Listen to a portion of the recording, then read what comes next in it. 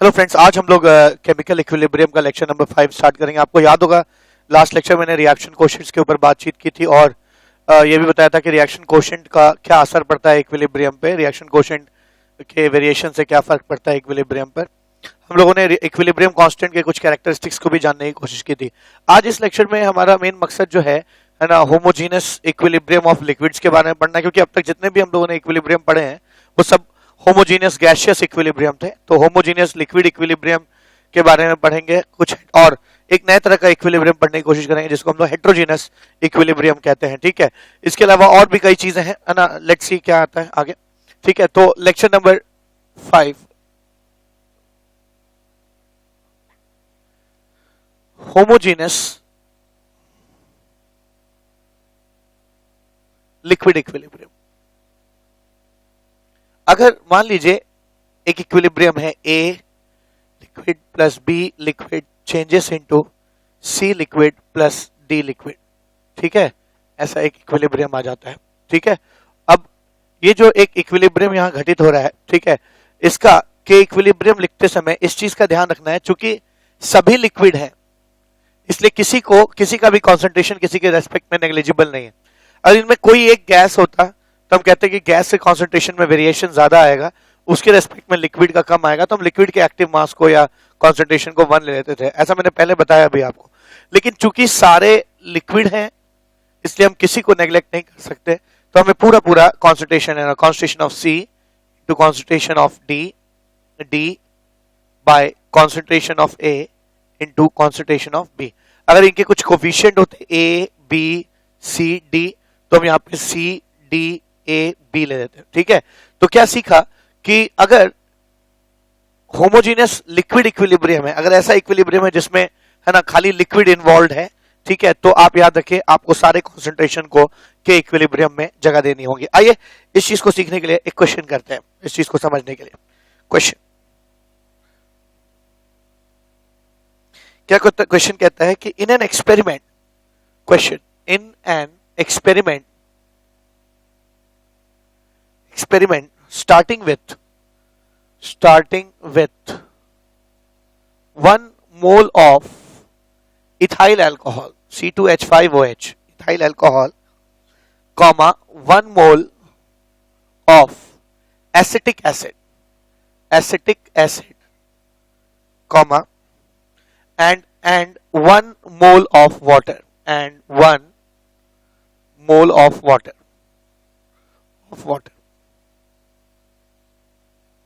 at T degree Celsius. The equilibrium mixture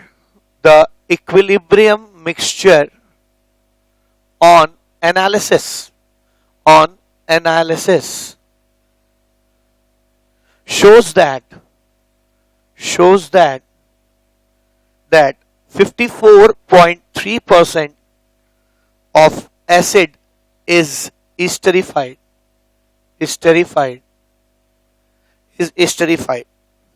Calculate the equilibrium constant. ठीक है, calculate the equilibrium constant. अब ये question है, ठीक है ना, calculate the equilibrium constant। आइए इसको सॉल्व करते हैं। सॉल्यूशन क्या इसका सॉल्यूशन हो जाएगा। क्वेश्चन कहता है किसी एक्सपेरिमेंट में 1 मोल इथाइल अल्कोहल था, तो C2H5 ले लीजिए, इक्वेशन लिखा मैंने, है ना, C2H5 1 mole ethyl alcohol, of course it's liquid, है ना। 1 मोल एसिटिक एसिड लिया गया, ठीक है, CH3COOH liquid, is in equilibrium with, ये इक्विलिब्रियम में है, विथ 1 मोल ऑफ वाटर। ठीक है, वाटर का 1 मोल ले लीजिए, ऑफ कोर्स ये दोनों रिएक्ट करके वाटर और ईस्टर बनाएंगे, है ना, CH3COO C2H5 लिक्विड। ठीक है, ऐसा हो जाएगा। ठीक है, तो CH3COH और ये दोनों मिलकर ईस्टर और वाटर बनाते हैं, ये हिसाब किताब है।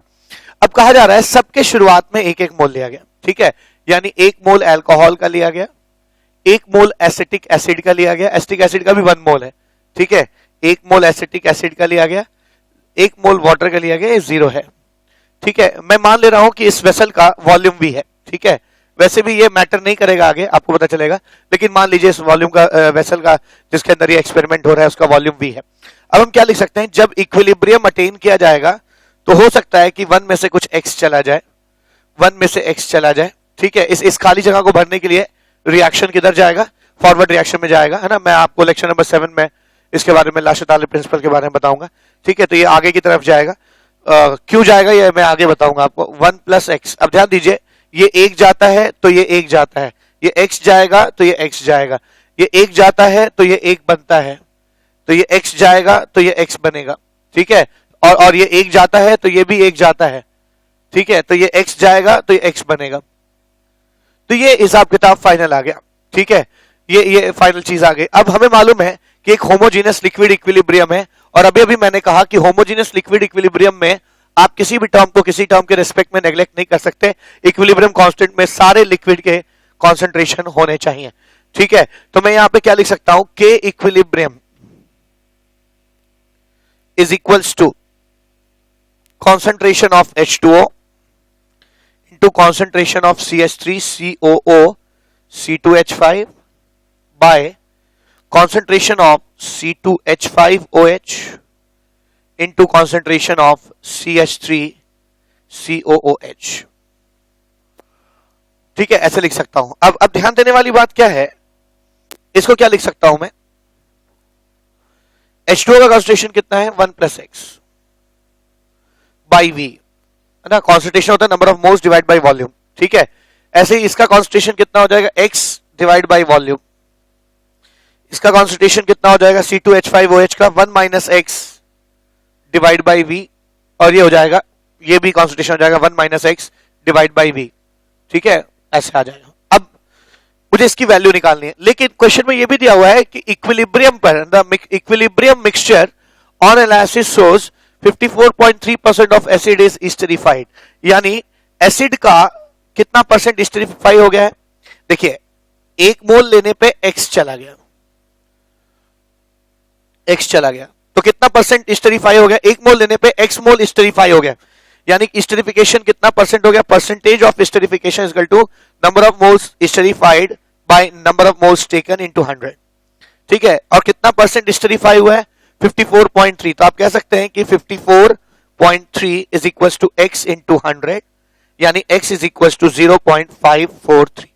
तो यहां से आपको x की वैल्यू आ जाती है 0.543, जो कि आप इस x की वैल्यूज को यहां पे रख सकते हैं, जहां जहां आपको x की जरूरत है वहां वहां आप रख सकते हैं। तो मैं कह सकता हूं कि इस के इक्विलिब्रियम की वैल्यू क्या हो जाएगी, हाँ v कैंसिल हो जाएगा, v कैंसिल हो जाएगा। आप लिख सकते हैं x into 1 plus X by, है ना, 1 माइनस एक्स का होल स्क्वायर, ठीक है। ये चीज कितनी निकल के आ जाए, मैं कह सकता हूं K equilibrium is equals to, x की वैल्यू है ना 0.543, तो x is equals to 0.543 into, है ना, 1.543 बाय, है ना, 1 माइनस 0.543 इंटू 1 माइनस 0.543, ठीक है। ऐसे लिखा जा सकता है के इक्विलिब्रियम की जो वैल्यू आ जाएगी वो 0.543 इंटू 1.543 बाय, और ये कितना आ जाएगा ना, 10 माइनस 3 7 5 4, तो मेरे ख्याल से ये आ जाएगा 0.457 इंटू 0.457, ठीक है। और आप जब इसको सॉल्व करेंगे, तो के इक्विलिब्रियम की जो फाइनल वैल्यू आ जाएगी, मैंने इसको सॉल्व कर रखा है पहले से आपके लिए, ये वैल्यू आती है 4 के आसपास आ जाएगी, इक्वल टू 4, ठीक है। तो ये मैंने आपको बताया कि होमोजेनस लिक्विड इक्विलिब्रियम क्या होता है, जिसमें सारे के सारे कंपोनेंट्स लिक्विड्स होते हैं, ठीक है। और उस पे क्वेश्चन किया। आइए अब हेट्रोजीनस इक्विलिब्रियम देखते हैं। हेट्रोजीनस इक्विलिब्रियम, मान लीजिए एक रिएक्शन लेता हूं मैं, calcium carbonate CaCO3 solid is in equilibrium in closed container with COO solid plus CO2 gaseous, ये इक्विलिब्रियम है, ठीक है। अब होगा क्या, सॉलिड्स का कॉन्सेंट्रेशन इतना हाई होता है कि अगर उनमें से थोड़ा बहुत मोल इक्विलिब्रियम में टूट भी जाता है तो उनके कॉन्सेंट्रेशन में बहुत फर्क नहीं पड़ता, लेकिन गैसेस जो है वो इतने कम कॉन्सेंट्रेशन के होते हैं कि थोड़ा भी मोल्स अगर रिएक्ट करता है तो उनका कॉन्सेंट्रेशन बहुत ड्रास्टिकली बदलता है। तो मैं कहना क्या चाहता हूं, मान लीजिए इक्विलिब्रियम है, नो डाउट इसका इक्विलिब्रियम कांस्टेंट ऐसे लिखा जाना चाहिए, concentration of CaO into concentration of CO2 bye concentration of CaCO3। ठीक है, ऐसे लिखा जाना चाहिए। लेकिन हमें मालूम है कि सॉलिड्स का और लिक्विड्स का कॉन्सेंट्रेशन गैस के रेस्पेक्ट में उतना सेंसिटिव नहीं होता है ना। आप ऐसे समझ सकते हैं कि इतना ज्यादा कॉन्सेंट्रेशन है कि थोड़ा बहुत अगर रिएक्ट भी कर जाएगा है ना, चेंज भी कर जाएगा प्रोडक्ट में, तब भी इसके कॉन्सेंट्रेशन में बहुत खास फर्क नहीं पड़ेगा। It will remain almost like constant. तो ये चीज लगभग कांस्टेंट रहती है, बदलती नहीं है, ये भी चीज कांस्टेंट रहती है। लेकिन गैस के साथ ऐसा नहीं है, गैस की का कॉन्सेंट्रेशन बहुत कम होता है। अगर थोड़ा बहुत भी गैस रिएक्ट करेगा या बनेगा तो उसके कॉन्सेंट्रेशन में ड्रास्टिक चेंज आता है। ठीक है, तो ये चीज मुझे एक चीज समझ में आएगी कि कॉन्सेंट्रेशन जो कार्बन डाइऑक्साइड का बहुत सेंसिटिव है, इसलिए इसको हम लोग कांस्टेंट नहीं मान सकते। लेकिन ये ऑलमोस्ट रिएक्शन में, रिएक्शन के पहले और रिएक्शन के बाद इनकी वैल्यूज ऑलमोस्ट कांस्टेंट रहती है। तो तर्क ये दिया जाता है कि constant into constant divide by constant is a new constant. I again call it a new equilibrium constant equals to CO2। ऐसा इसलिए किया क्योंकि इस तरफ कांस्टेंट चीजों को रख के फायदा क्या है, वो चीजें रखी जाएं जो वेरिएबल है ना। अल्टीमेटली इस तरफ जो है रिएक्शन कोएफिशिएंट होता है। कांस्टेंट अगर हम यहां रखे हैं तो any constant divide by constant will be a new constant. ठीक है, ऐसे लिख सकते हैं। पर इस बात को कहने का तरीका अल्टरनेटिव भी है। लोग ये भी कहते हैं कि किसी के इक्विलिब्रियम, देखिए तर्क तो यही है, इनके कॉन्सेंट्रेशन बदलेंगे नहीं और इनके कॉन्सेंट्रेशन अगर बदलेंगे नहीं तो कांस्टेंट रहेंगे। कांस्टेंट रहेंगे तो कांस्टेंट से कांस्टेंट मल्टीप्लाई करके डिवाइड करके एक नया कांस्टेंट कह देंगे। ठीक है, लेकिन इसको लोग ऐसे भी कहते हैं क्या कि जब भी हेट्रोजीनियस इक्विलिब्रियम हो, आप क्या कीजिए, जो के इक्विलिब्रियम का एक्सप्रेशन है CaO इंटू क्या CO2 बाय CaCO3, ये जो एक्सप्रेशन है, इस एक्सप्रेशन में सबका एक्टिव मास 1 ले लीजिए। किनका? जो सॉलिड है हो या लिक्विड हो। ठीक है, सॉलिड और लिक्विड का एक्टिव मास 1 ले लिया जाता है, तो आप ये चीज के इक्विलिब्रियम कांस्टेंट सही निकल के आ जाता है। बात वही है, कहने का तरीका अलग अलग है। ठीक है, आप चीजों को ऐसे भी कह सकते हैं, आप चीजों को ऐसे भी कह सकते हैं, है ना। मैं भी कहूंगा कि स्टूडेंट्स ये याद रखें कि किसी भी हेट्रोजीनियस इक्विलिब्रियम में सॉलिड और लिक्विड का कॉन्सेंट्रेशन जो है ना, एक्टिव मास 1 ले लीजिए अगर वहां गैस मौजूद है। ठीक है, अगर गैस है और सॉलिड लिक्विड है, सॉलिड लिक्विड का एक्टिव मास 1 ले लेंगे। ठीक है, अगर लिक्विड है और सॉलिड है तो लिक्विड का एक्टिव रखेंगे और सॉलिड का एक्टिव मास 1 ले लेंगे। ठीक है, और अगर तीनों प्रेजेंट है तो सॉलिड लिक्विड का कॉन्सेंट्रेशन 1 ले लेंगे और गैस को रहने देंगे। ठीक है, खाली लिक्विड प्रेजेंट है तब सबको रखेंगे क्योंकि होमोजीनियस इक्विलिब्रियम हो जाएगा, कोई भी किसी के रिस्पेक्ट में नेग्लेक्ट नहीं होगा। अगर सारे सॉलिड है तब भी सारे लोगों को रखा जाएगा, सारे गैस है तो भी सारे लोगों को रखा जाएगा। ध्यान दीजिएगा, है ना। क्या अगर इक्विलिब्रियम होमोजीनियस है, नोट, अगर इक्विलिब्रियम होमोजीनियस है और हेट्रोजीनियस है, दो बातें होती है, इस चीज को समझें। हेट्रोजीनियस है, अगर होमोजीनियस है और गैसियस होमोजीनियस रिएक्शन है तो सारे कंपोनेंट्स को रखा जाएगा इक्विलिब्रियम कांस्टेंट में। अगर होमोजीनियस है और लिक्विड है, अभी आपने पिछला क्वेश्चन देखा, मैंने ईस्टरिफिकेशन का देखा था, एक्सप्रेशन लिखा था, उसमें मैंने ईस्टर भी लिया, वाटर भी लिया, एसिटिक एसिड भी लिया, इथाइल अल्कोहल भी लिया, तो सारे लिक्विड होंगे, सारे रखे जाएंगे। ठीक है ना। और अगर हेट्रोजीनियस होमोजीनियस इक्विलिब्रियम में खाली सॉलिड है तो सारे सॉलिड के एक्सप्रेशन के इक्विलिब्रियम में रखे जाएंगे, आप कोई भी नेग्लेक्ट नहीं करेंगे। लेकिन अगर हेट्रोजीनियस है, उसमें गैस है और लिक्विड है, तो आप लिक्विड को 1 ले लेंगे, गैस को रखेंगे। अगर गैस है और सॉलिड है, आप सॉलिड को 1 ले लेंगे, गैस को रखेंगे। अगर गैस है, लिक्विड है और सॉलिड है, आप सॉलिड को 1, लिक्विड को 1 और गैस को रखेंगे एक्सप्रेशन में के इक्विलिब्रियम के। ठीक है, अगर लिक्विड है और सॉलिड है तो आप सॉलिड को 1 ले लेंगे, लिक्विड को रखेंगे। ठीक है, तो मेरे ख्याल से इतने ही केस बनते हैं, gas liquid, gas solid, gas liquid solid. ठीक है, और गैस लिक्विड सॉलिड। तो ये चीज समझ में आ गई होगी कि होमोजीनियस जब होगा तो सारे गैस होंगे, सारे लोगों को एक्सप्रेशन में रखा जाएगा। लिक्विड होमोजीनियस लिक्विड इक्विलिब्रियम में सारे लिक्विड है, सबको रखिए, है ना। सॉलिड होमोजीनियस इक्विलिब्रियम में सारे सॉलिड है, सबको रखा जाएगा। नेग्लेक्ट तब करेंगे जब रिएक्शन, जब इक्विलिब्रियम क्या होगा, हेट्रोजीनियस होगा, और सबसे रेयर कंपोनेंट रखा जाएगा और जो भी डेंसर कंपोनेंट्स हैं उन सबको आप 1 ले लेंगे। ठीक है, तो ऐसा मैंने यहाँ पे भी किया। यहाँ पे क्या किया, जो जितने भी K equilibrium is equal to CaO into this CO2 by CaCO3, ये दोनों चूंकि सॉलिड कंपोनेंट्स थे और मैंने कहा सॉलिड और गैस अगर मौजूद हो तो सॉलिड कंपोनेंट्स को आप 1 ले लीजिए, गैस को रहने दीजिए, चीज इतनी निकल के आ जाती है। तो मुझे लगता है आपको हेट्रोजीनियस इक्विलिब्रियम समझ में आ गया होगा कि हेट्रोजीनियस इक्विलिब्रियम में रेयर कंपोनेंट जो सबसे लेस डेंस है उसको रखते हैं, बाकी सारे कंपोनेंट्स को 1 ले लेते हैं। और होमोजीनियस में सारे कंपोनेंट्स रखते हैं, किसी को नेग्लेक्ट नहीं करते हैं। ज्यादा अच्छी चीजें तब समझ में आएंगी जब आइए इस पे हम लोग एक क्वेश्चन करेंगे, तब आपको चीजें ज्यादा अच्छी समझ में आएंगी। आइए इस पे एक क्वेश्चन करते हैं। क्वेश्चन कहता है in a reaction C solid plus CO2 gaseous is in equilibrium with twice CO gaseous. The equilibrium pressure is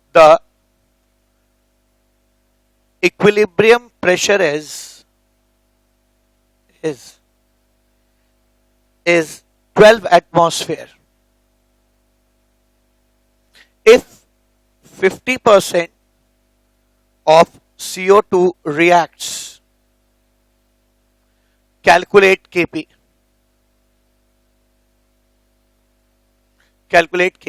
ठीक है, एक बहुत अच्छा क्वेश्चन है। कह रहा है कि in a reaction carbon solid plus CO2 gaseous change into twice CO gaseous, ये एक हेटेरोजेनियस इक्विलिब्रियम है। The equilibrium pressure is 12 atmosphere, 50% of the CO2 reacts, calculate Kp। देखिए इस क्वेश्चन को मैं कई तरीके से कर सकते हैं हम लोग, ठीक है, मोल से भी कर सकते हैं और प्रेशर से भी कर सकते हैं। आइए कोशिश करते हैं। Carbon solid plus CO2 gaseous changes into twice CO gaseous, ठीक है, ऐसा। अब क्या, अब आपको मालूम है ये कहीं ना कहीं काम नहीं आएगा, ठीक है, तो एक काम करते हैं, इसी को ले लीजिए आप। मैं पहले मोल मेथड से कर रहा हूं, मोल वाले तरीके से कर रहा हूं। ये A ले लीजिए, ये B ले लीजिए, ये 0 ले लीजिए। शुरुआत में बहुत समय बाद क्या हो जाएगा, after some time A minus X, B minus X, 2x, ये मोल्स आ गए, ठीक है। अगर मोल आ गए तो मैं मोल फ्रैक्शन निकाल सकता हूं, ठीक है, mole fraction sorry partial pressures निकाल सकता हूं और पार्शियल प्रेशर से Kp निकाल सकता हूं, ठीक है। लेकिन उससे पहले मुझे x की वैल्यू निकालनी होगी। सुना है कि x बाई बी इंटू 100 50% है। क्यों? क्योंकि कहा है कि 50% ऑफ द CO2 रिएक्ट्स, तो यानी कि ये x जो है वो b बाई 2 हो जाएगा, ठीक है। आप देख सकते हैं x is equal to b by 2 हो जाएगा, तो x की वैल्यू मुझे पता चल गई b बाई 2 है, ठीक है। तो अगर मैं पार्शियल प्रेशर ऑफ CO2 निकालूं तो partial pressure of CO2 is equal to number of moles of CO2 by total number of moles into total pressure, यही होता है पार्शियल प्रेशर का फॉर्मूला, ठीक है। हाँ, याद रखिएगा number of moles gaseous components के होने चाहिए, आप सॉलिड कंपोनेंट को भूल जाए, ठीक है। आप क्या लिख सकते हैं, PCO2 is equal to number of moles of CO2। Number of moles of CO2 कितना हो जाएगा, यहाँ B माइनस B बाई 2 रख दीजिए, कितना आ जाएगा, B बाई 2, और ये हो जाएगा 2 इंटू B बाई 2, यानी ये हो जाएगा B। तो CO2 के मोल्स है B by 2, B by 2 by total moles कितने हो जाएंगे, B बाई 2 प्लस B, ठीक है, B by 2 plus B into total pressure is 12 atmosphere. This is like B by 2 by 3B by 2 into 12, 2 gets cancelled, B gets cancelled, 4 atmosphere.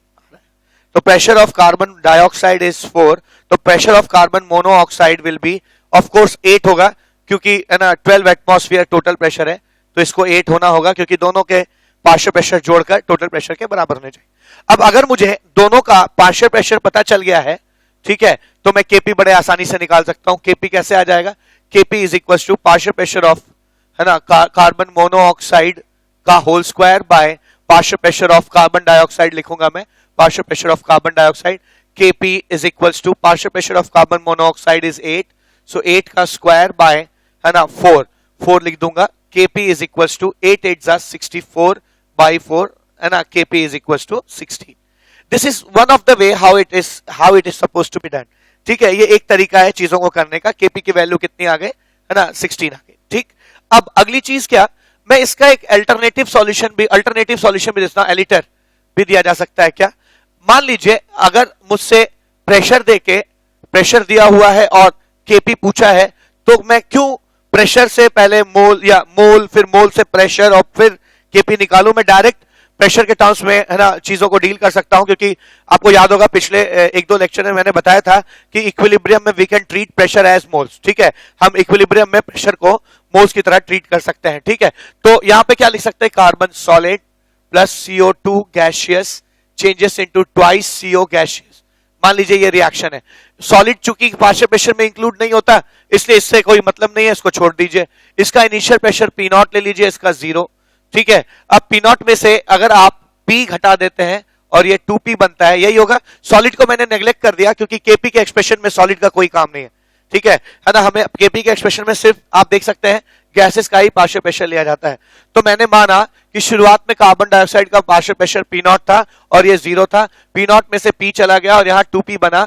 अब मैं कह सकता हूं कि ये जो p है वो 50% कार्बन डाइऑक्साइड चूंकि 50% डिसोसिएट किया है, इसलिए इसका प्रेशर भी 50% पहले से कम हो गया होगा, है ना। मैं कह सकता हूं कि P by P not into 100 will be 50%। भाई 50% डिसोसिएट कर गया तो ये जो प्रेशर है वो शुरुआत का 50% होगा, यानी मैं कह सकता हूं P is equals to P not by 2, ठीक है, P नॉट बाई 2 एक चीज कह सकता हूं। और मैं ये भी कह सकता हूं कि इन दोनों को जोड़कर P naught minus P plus 2P should be 12, क्योंकि अभी मैंने यहां पे क्वेश्चन में दिया हुआ है कि इक्विलिब्रियम आ जाने पर टोटल प्रेशर कितना है, 12 एटमॉस्फेयर है, ठीक है। इक्विलिब्रियम आ जाने पे टोटल प्रेशर 12 एटमॉस्फेयर है, तो मैं कह सकता हूं कि P not plus P is equals to 12, है ना। और मैं यहां पे कह सकता हूं कि P not is equals to 2P, 2P plus P is 12, 3P is 12, P is equals to 4, P 4 आ गया तो P नॉट की वैल्यू कितनी आ जाएगी, 2P यानी 8 आ जाएगा, 8 आ गया। अब मैं Kp की वैल्यू बड़ी आसानी से निकाल सकता हूं, Kp is equals to partial pressure of carbon monoxide का whole square by partial pressure of CO2। Kp is equals to partial pressure of carbon monoxide कितना है, 2P है, 2P का whole square by partial pressure of carbon dioxide is P naught minus P, P naught minus P हो जाएगा। Kp की value आ जाएगी 2 into P, 2 into P is 8, 8 का स्क्वायर 8 8 जा 64, और P नॉट माइनस P कितना हो जाएगा 4, 4 कट के कितना आ जाएगा 16 आ जाएगा। तो सेम वैल्यू निकल के आ जा रही है यहाँ पे, है ना। तो मैंने देखा यहाँ पे कि कैसे आपने एक हेट्रोजीनियस इक्विलिब्रियम में हम लोगों ने एक क्वेश्चन किया है यहाँ पे, ठीक है। आइए आप एक और क्वेश्चन करने की कोशिश करते हैं इस हेट्रोजीनियस इक्विलिब्रियम को समझने के लिए। पर इस चीज का हमें ध्यान देना होगा कि हेट्रोजीनियस में अक्सर सॉलिड कंपोनेंट्स नेग्लेक्ट कर दिए जाते हैं इक्विलिब्रियम के एक्सप्रेशन में, चाहे वो एक्सप्रेशन Kp का हो चाहे वो एक्सप्रेशन Kc का हो। आइए एक और क्वेश्चन करते हैं, क्वेश्चन नंबर 3 क्या कहता है, for NH4HS solid changing into NH3 gaseous plus H2S gaseous, the observed pressure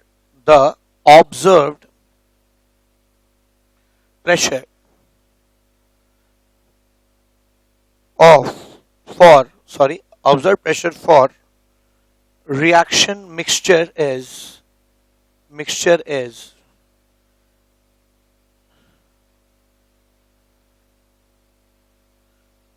mixture in equilibrium is 1.12 atmosphere at 106 degrees Celsius. What is the value of Kp? What is the value of Kp? तो लगभग पिछले question से मिलता जुलता question है, ठीक है। आइए करने की कोशिश करते हैं इसे। क्या कह रहा है कि इसको मैं दो तरीके से करने की कोशिश करता हूं, एक मोल से और एक प्रेशर से करने की कोशिश करते हैं। मान लीजिए फर्स्ट मेथड मोल मेथड है, ठीक है। NH4HS है solid, changes into NH3 gaseous plus H2S gaseous, ठीक है। ऐसे है, ऐसे टूट रहा है, ठीक है। Kp की वैल्यू निकालनी है मुझे, और इक्विलिब्रियम पर टोटल प्रेशर जो है ना दिया हुआ है ना, रिएक्शन मिक्सचर का प्रेशर इक्विलिब्रियम पे 1.12 एटमॉस्फेयर है। एक काम करते हैं, शुरुआत में इसे A ले लेते हैं, A00 शुरुआत में है। बहुत समय बाद जो है जब इक्विलिब्रियम आ जाता है मानते हैं A minus x x x. अब चूंकि मुझे Kp निकालना है तो इतना तो श्योर है कि मुझे जो है पार्शियल प्रेशर्स दोनों के निकालने होंगे। मैं मान के चल रहा हूं, चलिए पार्शियल प्रेशर निकालने होंगे, पार्शियल प्रेशर से ही Kp आएगा, ठीक है। बल्कि Kp की value partial pressure of ammonia into partial pressure of H2S हो जाएगी, क्योंकि सॉलिड्स का हम लोग है ना, सॉलिड्स को हम लोग Kp में इंक्लूड नहीं करते। तो पार्शियल प्रेशर ऑफ अमोनिया कितना हो जाएगा, partial pressure of ammonia is equal to number of moles of ammonia by total number of gaseous moles, ठीक है। सॉलिड के मोल्स नहीं लिए जाएंगे क्योंकि प्रेशर जो डिफाइंड है आइडियल गैस के थ्रू या डाल्टन्स लॉ में, वो सिर्फ गैसेस के लिए है।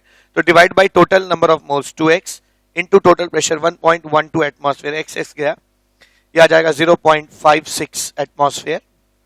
ठीक है, ऐसे ही पार्शियल प्रेशर ऑफ H2S आप निकाल सकते हैं, H2S के number of moles by total number of moles into 1.12, जो this turns out to be what 0.56 atmosphere.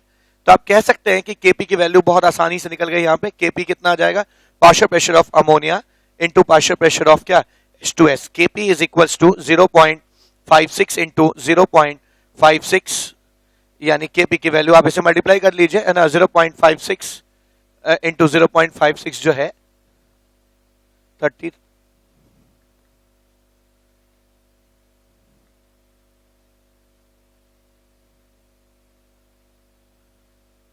सो ये कितना निकल के आ जाता है 0.3136 एटमॉस्फेयर स्क्वायर। ठीक है, तो ये Kp का एक्सप्रेशन आ गया जो मुझसे डिजायर्ड था। ये एक तरीका हुआ चीजों को करने का। अब चीजों को करने का दूसरा तरीका क्या हो सकता है, पार्शियल प्रेशर मेथड, मेथड 2। ठीक है, method 2 partial pressure method, partial pressure method. ये क्या कहता है कि अगर आपको Kp निकालना है और टोटल प्रेशर दिया हुआ है तो आप क्यों मोल के रास्ते से जाते हैं, आप डायरेक्ट पार्शियल प्रेशर के रास्ते से भी जा सकते हैं। आप क्या लिख सकते हैं, NH4HS solid is in equilibrium with NH3 gaseous plus H2S gaseous. शुरुआत में ये जो भी रहा हो टूटा नहीं होगा, इसलिए इसका प्रेशर 0 है। ठीक है, शुरुआत में ये टूटा नहीं तो प्रेशर 0 है, बाद में कुछ टूट गया होगा इक्विलिब्रियम पे, कुछ डिसोसिएट कर गया होगा। ठीक है, और डिसोसिएट करने की वजह से इसके नंबर ऑफ मोल्स x और x बने। ठीक है, दोनों के मोल्स जब x और x बन रहे हैं, क्योंकि दोनों के नंबर ऑफ मोल्स बराबर हैं, तो इनका पार्शियल प्रेशर भी क्या हो जाएगा, बराबर हो जाएगा। पार्शियल प्रेशर इनका P और P हो जाएगा। तो मैंने क्या किया, मोल्स के बजाय है ना इनके पार्शियल प्रेशर ले लिया यहाँ पे। ठीक है, PP ले लिया।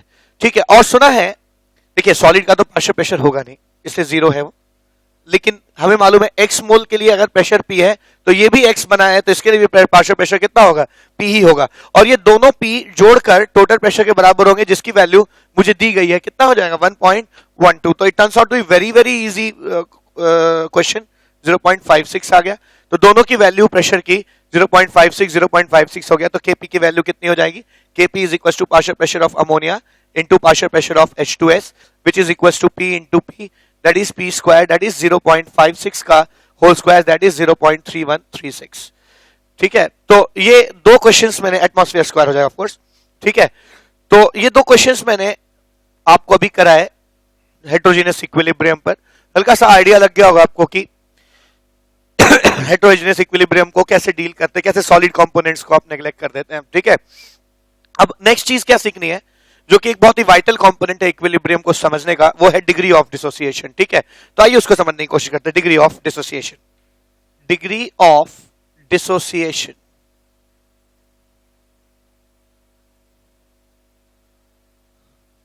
Alpha, degree of dissociation alpha. ये क्या होता है, डिग्री ऑफ डिसोसिएशन का मतलब होता है कि एक मोल रिएक्टेंट लेने पर, देखिए मैं मान के चल रहा हूं कि कोई एक कंपोनेंट है A जो कि N पार्टिकल्स में टूट रहा है, तो केस डिसोसिएशन का हो, है ना। जब भी डिसोसिएशन का केस होगा तभी डिसोसिएशन का केस में ही है ना डिग्री ऑफ डिसोसिएशन डिफाइंड है। ठीक है, डिग्री ऑफ डिसोसिएशन का मतलब क्या होता है, जिसको हम अल्फा से डिनोट करते हैं, इसका मतलब होता है कि एक मोल रिएक्टेंट जब डिसोसिएट करता है, एक मोल रिएक्टेंट जब हम लेते हैं टेस्ट ट्यूब में, उसका कितना फ्रैक्शन डिसोसिएट कर जाएगा। ठीक है, number of moles of reactant dissociates, degree of dissociation is equals to fraction of in mole of, इसको ऐसे डिफाइन कर सकते हैं, इसको छोड़ दीजिए, मैं अभी डिफाइन करता हूं। एक मोल लेने पर कितना मोल टूट जाता है, पहले मैं इसको एक्सप्लेन करता हूं, then will give the definition. ठीक है ना, AN changes into NA, dissociation के केस में डिग्री ऑफ डिसोसिएशन डिफाइंड है। मान लीजिए मैंने शुरुआत में से 1 लिया, शुरुआत में ये 0 है। ठीक है, बहुत समय बाद इस 1 में से X चला गया, या अल्फा चला गया और ये एन अल्फा बना ऑफ कोर्स। तो 1 में से जितना चला जाता है वो डिग्री ऑफ डिसोसिएशन कहलाता है, यानी 1 में से जितना खप जाएगा उसको आप डिग्री ऑफ डिसोसिएशन कहते हैं, अल्फा कहते हैं, अल्फा। तो बेसिकली अल्फा इज कितना टूटा और कितना लिया था, लाइक दैट, ठीक है। अच्छा, अगर आप चाहें कि परसेंटेज डिसोसिएशन निकालना चाहें तो कैसे निकाल सकते हैं? अल्फा 1 मोल लेने में अल्फा टूट गया, उसमें से इंटू 100 कर देंगे, इतना परसेंट डिसोसिएट कर गया। फॉर इंस्टेंस अगर अल्फा की वैल्यू 0.4 हो जाए, ठीक है, तो मैं कह सकता हूं 1 मोल लेने पे 0.4 टूट गया, यानी अल्फा की वैल्यू 0.4 आ गई, यानी 4/10 फ्रैक्शन है अल्फा की वैल्यू। और अगर परसेंटेज डिसोसिएशन निकालना चाहते तो 0.4 इंटू 100 कर दीजिए, कितना आ जाएगा? 40% टूट गया, ठीक है। तो अल्फा क्या हो जाता है? अल्फा इज 1 मोल लेने पे उसमें से कितना मोल डिसोसिएट कर जाता है, that is alpha. Alpha is equals to number of mole which dissociates when 1 mole of reactant is taken initially. Reactant is taken initially. शुरुआत में अगर आप 1 मोल रिएक्टेंट लेते हैं तो उसमें से कितना मोल टूट जाता है, वही अल्फा होता है। शुरुआत में 1 मोल लिया तो 1 मोल में से अल्फा टूट गया, तो alpha he degree of dissociation है, डिग्री ऑफ डिसोसिएशन है। और 1 मोल लिए थे उसमें से अल्फा टूट गया, इंटू 100 करेंगे तो परसेंटेज ऐसे ही निकलता है कि मैक्सिमम कितने था, कितना टूट गया, इंटू 100। अब कई बार चीजें इतनी इजी नहीं होंगी, कई बार ऐसा भी हो सकता है कि कुछ ऐसा हो जाए क्या कि मान लीजिए कई सारे ए एनएथ है, एनए में टूट रहा है, आपने इसको ए लिया, 1 नहीं लिया। शुरुआत में आपने ए लिया, 1 नहीं लिया। देखिए ये तो बहुत सिंपल केस था। 1 मोल में से 1 मोल, नंबर ऑफ मोल्स जो टूट जाते हैं जब हम शुरुआत में 1 मोल लेते हैं उसको अल्फा कहते हैं। But what about the case जब हम शुरुआत में 1 मोल ना लें, ए लें, तब क्या, तब अल्फा की वैल्यू कैसे निकलेगी?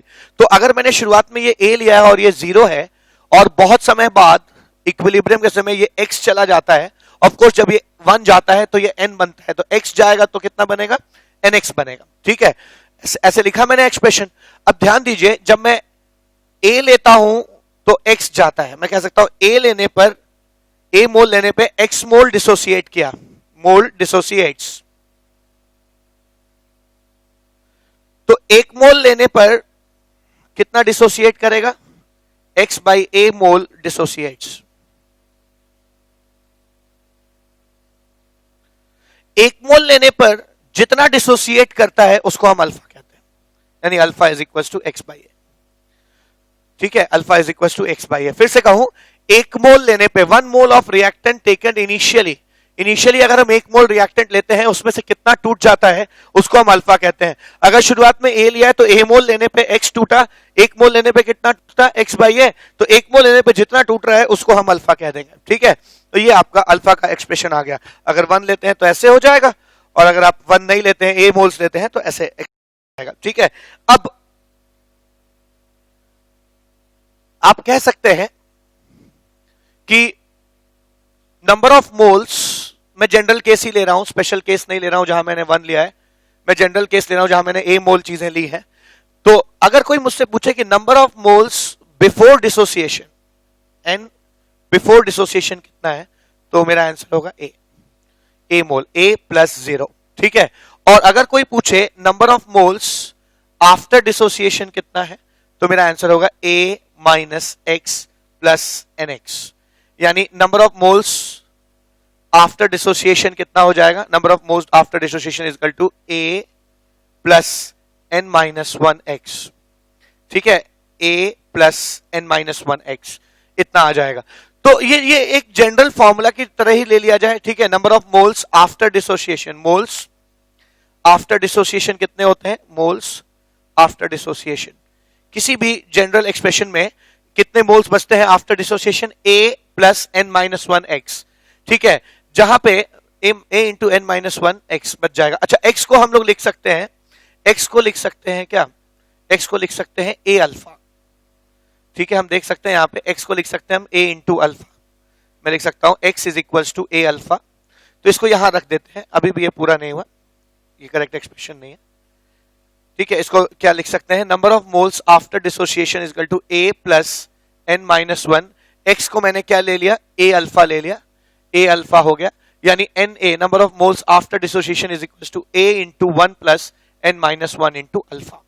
ये एक बहुत इंपॉर्टेंट एक्सप्रेशन है, ठीक है। अगर कोई डिसोसिएशन का एक्सप्रेशन दिया गया है, कोई एक्सप्रेशन दिया गया है जहां पर कोई चीज डिसोसिएट कर रही है और उसके इनिशियल नंबर ऑफ मोल्स पता है और कहा जाए कि उसका डिग्री ऑफ डिसोसिएशन 0.4 है या अल्फा है, तो आप कितने मोल इक्विलिब्रियम पे होंगे आप डायरेक्टली निकाल सकते हैं। एक दिक्कत है कि ये एन क्या है, ठीक है, एन को डिफाइन करना बहुत जरूरी है। एन क्या होता है, एन इज एक मोल लेने पर कितने मोल में टूटता है, इस रिएक्शन में कोई कंपोनेंट एक मोल लेने पर कितने मोल में टूटता है, उसको एन कहते हैं, ठीक है। N is number of moles formed when 1 mole reactant dissociates। 1 mole reactant dissociates, 1 mole reactant के डिसोसिएट करने पर कितने मोल रिएक्टेंट बनते हैं, उसको एन कहते हैं। पर ये एक्सप्रेशन उतना इजी भी नहीं है। जैसे अगर सीधा सीधा लेते हैं ऐसे KClO3 changes into KCl plus 3/2O2, ठीक है ना, तब तो यहां पे एन निकाल सकते हैं आप क्या, कि 1 मोल लिया मैंने तो ये कितने मोल में टूट गया, ये टूट गया 1 और 1.5, ठीक है, 1 और 1.5 कितना हो गया, 2.5 मोल में टूट गया, तो n इज इक्वल टू 2.5 आपने ले लिया।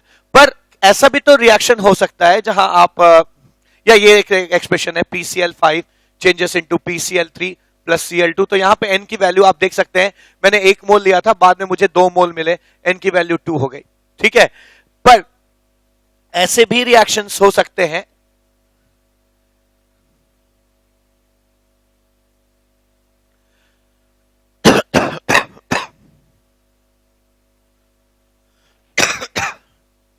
ऐसे भी रिएक्शंस हो सकते हैं जहां पे यहां 1 ना हो, ठीक है। तो आपको बहुत परेशान होने की जरूरत नहीं है। अगर यहां पे 1 नहीं है, जैसे यहां 1 है, तब तो क्लियर है कि भाई 1 मोल लिए थे, 2 मोल बन गया, n की वैल्यू 2 हो गई, यही तो कहा, number of moles formed when 1 mole of reactant is taken। But what about the case when there is not, I mean you don't have 1 mole in the reactant side, तब भी आप निकाल सकते हैं। अगर 2 के लिए इतना बना 5, 2 मोल N2O5 लेने पे 4 और 1 5 मोल बन रहा है, तो 1 मोल लेते तो कितना बन जाता है ना, 5/2। तो मैं कर क्या रहा हूं, रिएक्टेंट साइड जो भी ये चीजें हैं, कंपोनेंट्स है, स्टोइकियोमेट्रिक कोफिशिएंट्स, उनको जोड़ रहा हूं, बाय प्रोडक्ट साइड जो भी स्टोइकियोमेट्रिक कोफिशिएंट उनको जोड़ रहा हूं। यानी आज के ये सब चीज हमारी एन हो जाती है। क्यों एन हो जाती है, 1 मोल लेने पर 2.5 मोल टूटा, 1 मोल लेने पर 2.5 मोल बना, सॉरी, ठीक है। तो ये 2.5 मोल है क्या, coefficient of product by coefficient of reactant is this n, ठीक है, एन ये है। यानी मैं आज के बाद मैंने ए तो डिफाइन किया, ए शुरुआत में लिए गए मोल है, अल्फा क्या है, 1 मोल लेने पर कितना मोल टूट जाता है, वो अल्फा है। एन क्या है, एन है एक पार्टिकल थ्योरेटिकली कितने पार्टिकल्स में टूटता है, ठीक है। अब एन को हम नए तरीके से डिफाइन करने जा रहे हैं। N is equals to sum of stoichiometric coefficients of product, sum of stoichiometric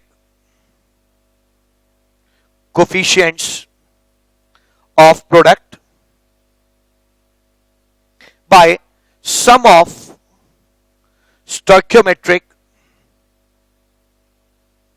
coefficients of reactant। और बहुत सारी चीजें अभी आपको क्वेश्चन करके भी क्लियर हो जाएंगी। ये n हो गया, ठीक है। तो मैंने आपको क्या क्या सिखाया, मैंने सिखाया आपको कि अल्फा कैसे निकालते हैं, अल्फा x/a हो जाता है, एक चीज अल्फा सिखाया, अल्फा x/a निकल जाता है, ठीक। a क्या है, a हमारा इनिशियल नंबर ऑफ मोल्स है। Na कैसे निकलता है, number of moles after dissociation, जितना शुरू में मोल लिया था into 1 plus n-1 into alpha. a जितना लिया था और अल्फा निकालना मुझे आता है x/a करके। But what about n, n क्या है, एक पार्टिकल कितने पार्टिकल में टूटता है उसको n कहते हैं।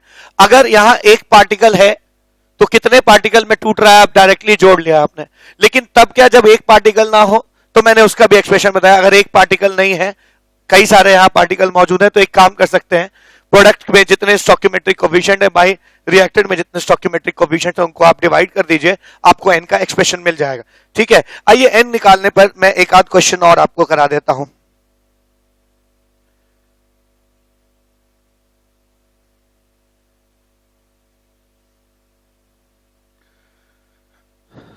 अगर मैं आपको एक क्वेश्चन दूं, ठीक है, या एक दो एक्सप्रेशन देता हूं रिएक्शन का, आपको क्लियर हो जाएगा कि n कैसे निकलता है। ठीक है, n क्या होता है, मान लीजिए एक एक्सप्रेशन है twice ammonia changes into N2 plus thrice H2। ठीक है, तो आप इसके लिए n की वैल्यू कैसे कैलकुलेट करेंगे, इजी है, 1 प्लस 3 डिवाइड बाई 2, यानी इसके लिए n की वैल्यू कितनी हो जाएगी, 2 हो जाएगी। ठीक है, ऐसे ही अगर आप ऐसा रिएक्शन लेते हैं twice HI changes into H2 plus I2, तो फिर आप इसके लिए n की वैल्यू निकाल सकते हैं। प्रोडक्ट साइड जो भी कोफिशिएंट्स है उनका सम 1 प्लस 1 हो जाएगा और रिएक्टेड साइड 2 हो जाएगा, 2 बाई 2 इज 1। अब मैंने हम लोगों ने अब तक ये तो सीख लिया क्या कि अल्फा कैसे निकलता है और कैसे n निकलता है और कैसे नंबर ऑफ मोल्स फाइनली निकलते हैं जब इक्विलिब्रियम आ जाता है। ठीक है, अब इसका एप्लीकेशन पार्ट क्या है, क्या एप्लीकेशन है। देखिए, आप जब एक्सपेरिमेंट करना शुरू करते हैं तब आपको इस कंपोनेंट का मॉलिक्यूलर वेट पता होता है, लेकिन जब आप एक्सपेरिमेंट करके इक्विलिब्रियम में पहुंच जाते हैं तब इसका मॉलिक्यूलर वेट बदल जाएगा क्योंकि नंबर ऑफ मोल्स बदल गए। ठीक है, तो इस मॉलिक्यूलर वेट को थ्योरेटिकल मॉलिक्यूलर वेट कहते हैं, इसको इस समय जब इक्विलिब्रियम पे मॉलिक्यूलर वेट कैलकुलेट किया जाता है उसको ऑब्जर्व्ड मॉलिक्यूलर वेट कहा जाता है। इनके बीच में क्या रिलेशनशिप है, आइए इसको समझने की कोशिश करते हैं। Relationship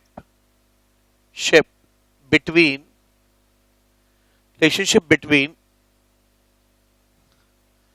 observed molecular wait and theoretical molecular wait.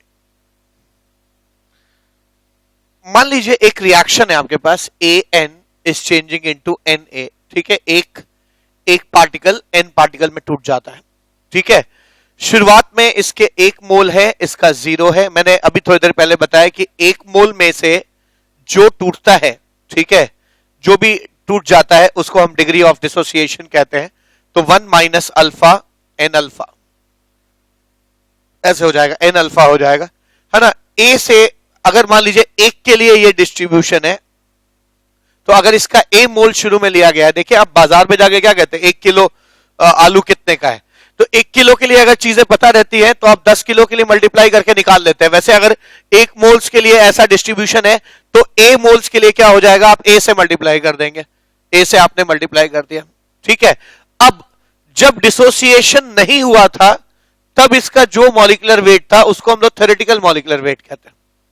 ठीक है, लेकिन डिसोसिएशन होने के बाद आपको पता है, आपको ये बात मालूम होगी कि wait upon molecular wait moles होते हैं, यानी मॉलिक्यूलर वेट क्या हो जाएगा, मॉलिक्यूलर वेट होता है weight upon number of moles. अगर बहुत ज्यादा कई स्पीशी है तो सबका वेट डिवाइड बाई सबका मोल। ठीक है, ये मॉलिक्यूलर वेट हो जाता है। अब ध्यान देने वाली बात यह है कि डिसोसिएशन होने से नंबर ऑफ पार्टिकल्स बढ़ गए, चीजें टूटने से नंबर ऑफ मोल्स बढ़ गए। नंबर ऑफ मोल्स अगर बढ़ जाएंगे तो मॉलिक्यूलर वेट घट जाएगा या कोई ना कोई चेंज आएगा। ठीक है, तो इतना तो मैं श्योर हूं कि शुरुआत में जितना मॉलिक्यूलर वेट था, चूंकि नंबर ऑफ मोल्स बढ़ गए हैं इसलिए मॉलिक्यूलर वेट अफेक्ट होगा। इस समय जो मॉलिक्यूलर वेट होगा उसको हम ऑब्जर्व्ड मॉलिक्यूलर वेट कहेंगे। ठीक है, ऑब्जर्व्ड मॉलिक्यूलर वेट कहा जाएगा। अब ऑब्जर्व्ड मॉलिक्यूलर वेट के लिए यही वाला फॉर्मूला लगाइए, क्या लिख सकते हैं, observed molecular wait is equals to sum of all the weight by sum of all the moles। ठीक है, sum of all the weight by sum of all the moles कैसे निकलेगा,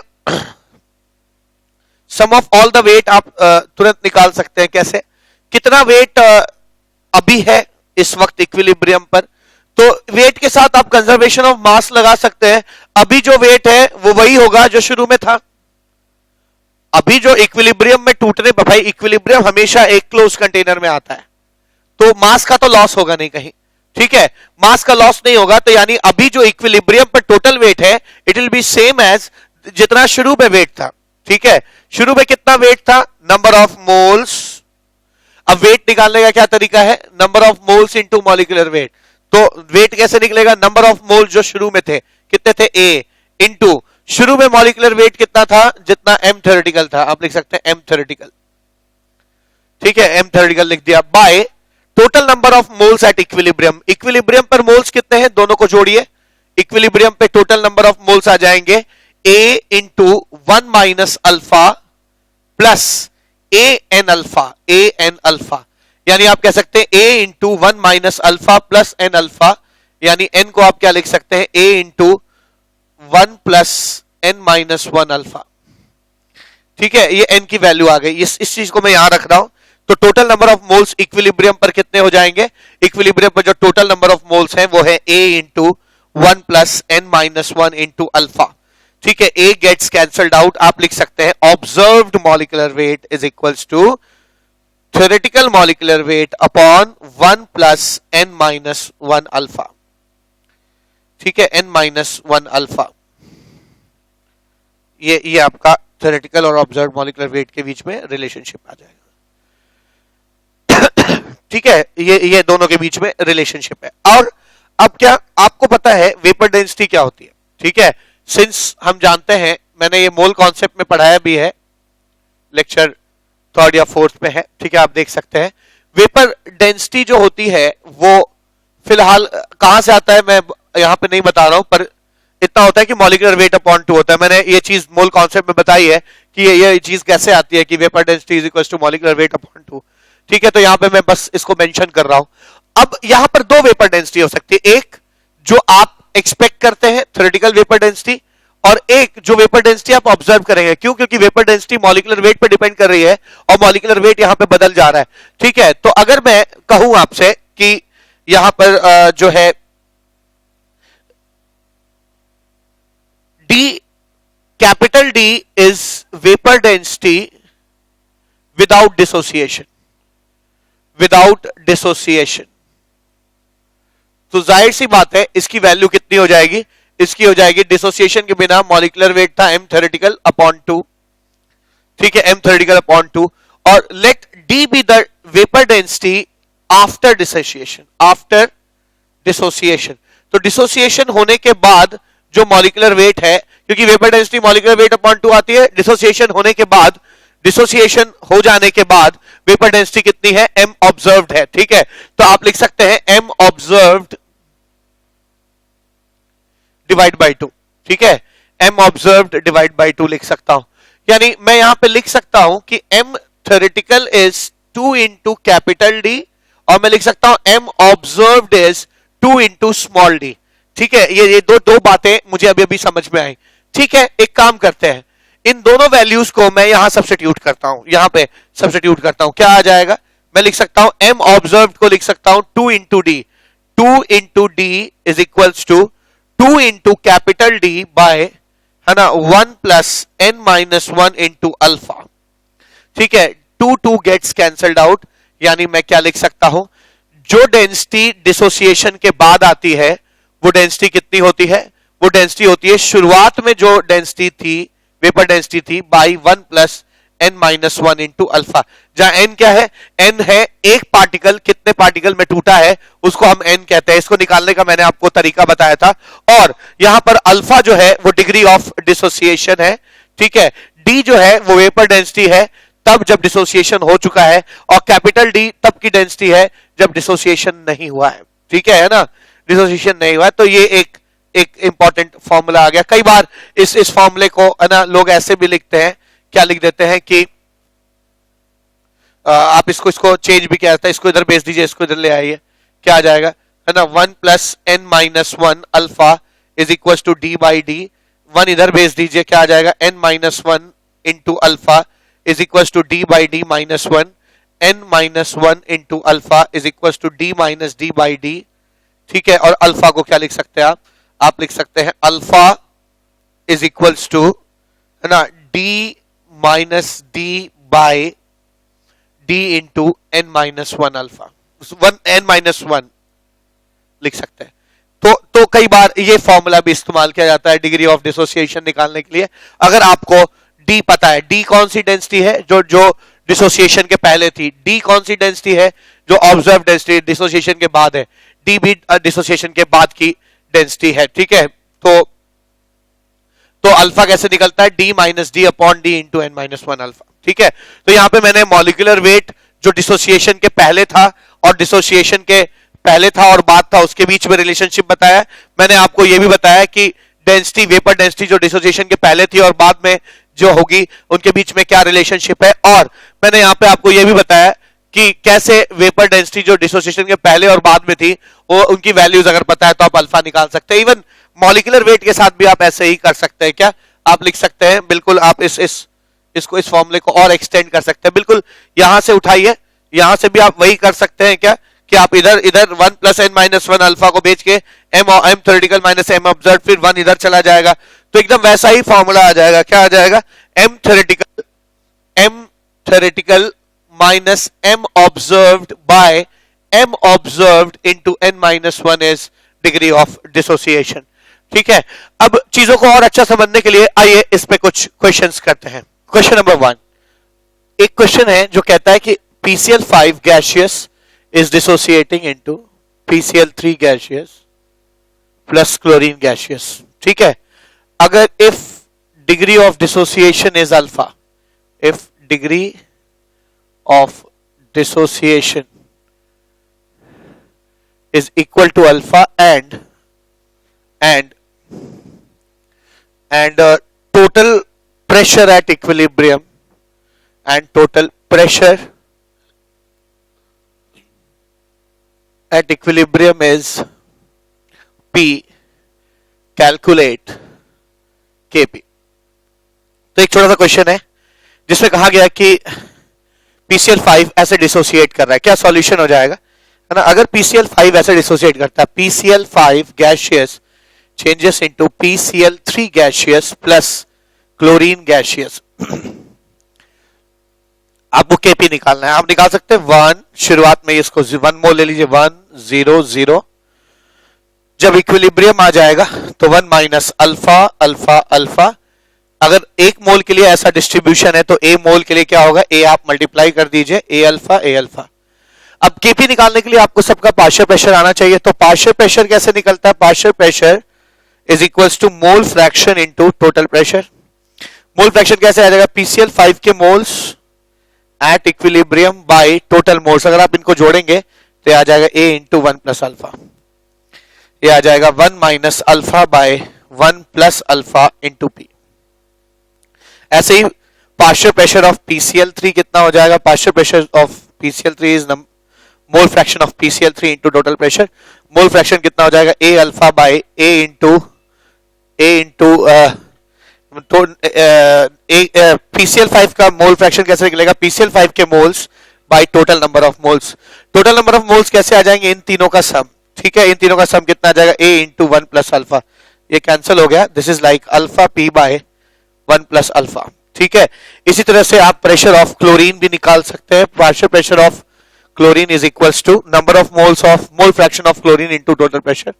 मोल फ्रैक्शन कैसे आ जाएगा, क्लोरीन के number of moles A alpha into A by, है ना, total number of moles A into 1 plus alpha, that turns out to be alpha P by 1 plus alpha. अब आप क्या लिख सकते हैं, Kp is equals to partial pressure of PCl3 into partial pressure of chlorine by partial pressure of PCl5। ठीक है, ऐसे लिख सकते हैं, Kp is equals to partial pressure of PCl3 into partial pressure of chlorine by PCl5 का partial pressure हो जाएगा। ठीक है, तो आप देख सकते हैं यहां पे कि इनकी वैल्यूज अगर आप रख दीजिए, Kp is equals to partial pressure of PCl3 कितना हो जाएगा, alpha P by 1 plus alpha into partial pressure of chlorine हो जाएगा alpha P by 1 plus alpha, और by partial pressure of PCl5 हो जाएगा 1 minus alpha by 1 plus alpha into P। ठीक है, P ये P gets cancelled out, 1 plus alpha gets cancelled out. तो आप कह सकते हैं कि Kp की वैल्यू कितनी आ जाएगी, अल्फा स्क्वायर बाय, है ना, 1 plus alpha into 1 minus alpha, 1 plus alpha into 1 minus alpha और इंटू P। तो एक Kp की जो फाइनल वैल्यू आ जाएगी वो alpha square P into 1 minus alpha का होल स्क्वायर, अल्फा का होल स्क्वायर। तो ये एक क्वेश्चन हो गया जिसमें हम लोगों ने डिग्री ऑफ डिसोसिएशन का पहली बार इस्तेमाल किया Kp और Kp को कैलकुलेट करने के लिए। आइए एक और क्वेश्चन देखते हैं। Question number 2, at 250 degree Celsius and 1 atmospheric pressure and 1 atmospheric pressure, the vapor density of PCl5 is 57.9. Calculate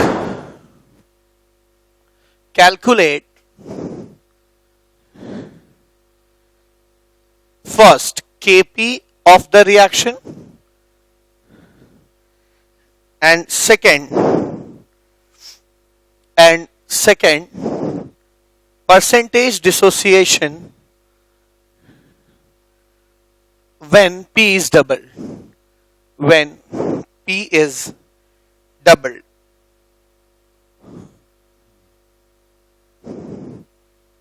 reaction वही है. रिएक्शन क्या है ना, PCl5 gaseous changes into PCl3 gaseous plus chlorine gaseous. तो काफी अच्छा क्वेश्चन है. आइए इसको अटेम्प्ट करते हैं. क्या क्या कहता है ये क्वेश्चन, देखा जाए. क्वेश्चन कहता है कि अगर प्रेशर 1 एटमॉस्फेयर लिया जाता है और वेपर डेंसिटी PCl5 का 57.9 है. ठीक है, मान लीजिए ये रिएक्शन है. PCl5 gaseous changes into PCl3 gaseous plus chlorine gaseous. ठीक है ना. अब आपको पता है कि वेपर डेंसिटी का डबल मॉलिक्यूलर वेट होता है. मॉलिक्यूलर वेट जो ऑब्जर्व्ड होगा वो कितना हो जाएगा, जितना वेपर डेंसिटी है उसका डबल, यानी 57.9 इंटू 2. आपको पता है molecular weight is equal to vapour density into 2.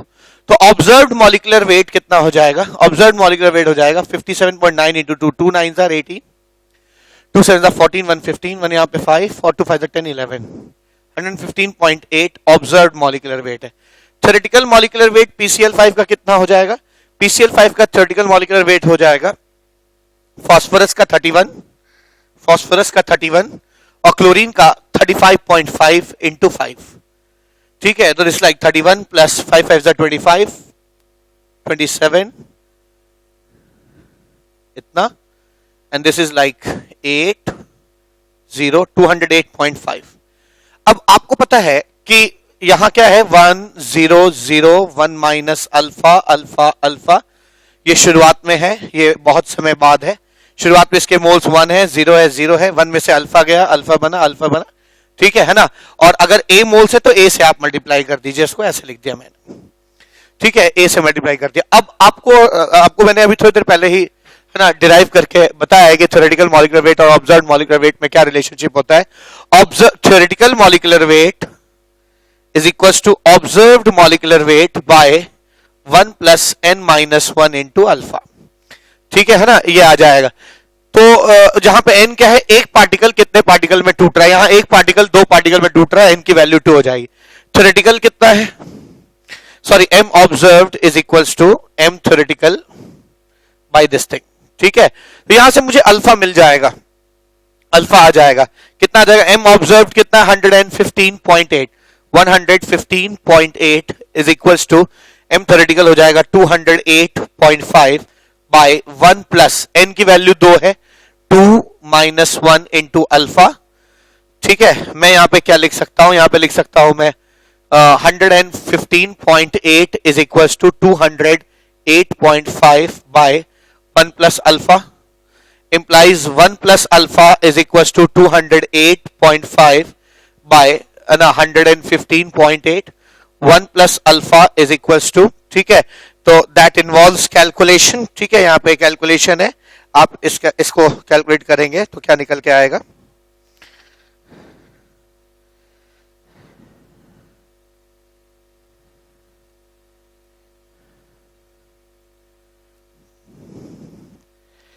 (208.5) divided by 115.8 क्या आ जाएगा 1.8. तो 1 प्लस अल्फा इज 1.8, यानी अल्फा इज इक्वल टू 0.8 आ जाएगा. ठीक है, अल्फा की वैल्यू 0.8 आ जाएगी.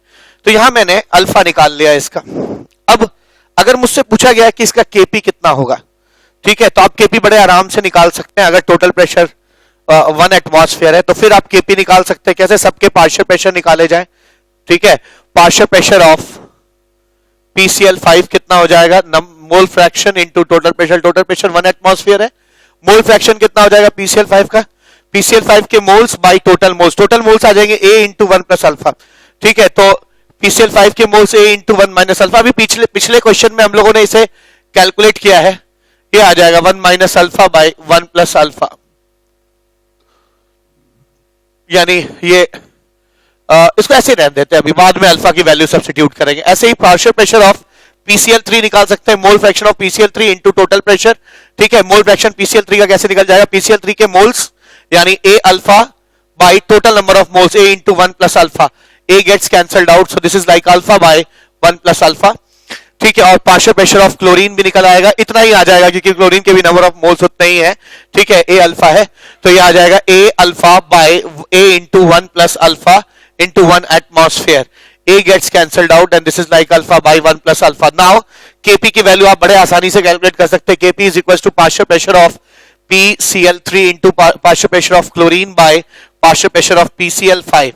Kp is equals to partial pressure of PCl3 है ना, PCl3 is alpha by 1 plus alpha, partial pressure of chlorine is alpha by 1 plus alpha।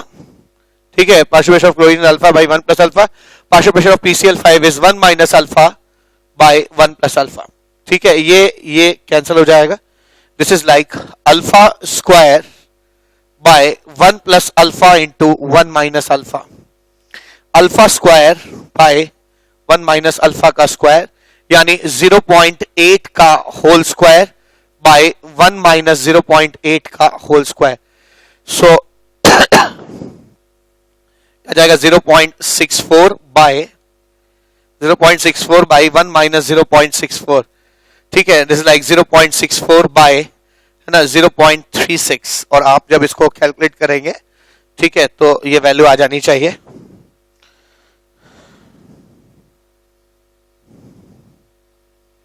1.77। तो हम लोगों ने यहां पे देखा कि है ना, यहां पे हम लोगों ने देखा कि Kp की वैल्यू आ जा रही है 1.77। ठीक है, 1.77 आ जा रही। ठीक है, अगला केस क्या है कि क्या परसेंटेज डिसोसिएशन होगा अगर प्रेशर को आप डबल कर दीजिए। ठीक है, वेपर प्रेशर को डबल कर दीजिए। ठीक है, तो हमें इस क्वेश्चन को फिर से करना होगा अब की बार है ना, सेकंड पार्ट के लिए। तो हो सकता है आपने ये आंसर नोट कर लिया है, Kp की वैल्यू 1.77 आई। Kp की वैल्यू कोई ऐसी वैल्यू है जो बदलेगी नहीं रिएक्शन में, 1.77 ये बदलेगी नहीं। आइए इस क्वेश्चन को हम लोग फिर से सॉल्व करते हैं। अब की बार मैं पार्शियल प्रेशर डबल कर रहा हूं, मैं परसेंट अल्फा निकालना है मुझे नया जब प्रेशर डबल हो। ठीक है, मान लीजिए कि इस क्वेश्चन में पार्शियल प्रेशर डबल हो जाता है, तो अगर पार्शियल प्रेशर डबल हो जाएगा तो मैं क्या लिख सकता हूं, ये चीजें तो वही रहेगी 1, ये शुरुआत में आप ऐसे लिख सकते हैं 1 0 0 1 में से अल्फा डैश टूट गया, अल्फा डैश ए मोल शुरू में ले लीजिए, ए ले लिया आपने, ऐसे लिख लिया, ये नया डिग्री ऑफ डिसोसिएशन है। फिर आपको वही काम करना पड़ेगा। ठीक है, PCl5 का मोल फ्रैक्शन निकालना होगा, पार्शियल प्रेशर निकालना होगा। Partial pressure of PCl5 is equals to PCl5 के moles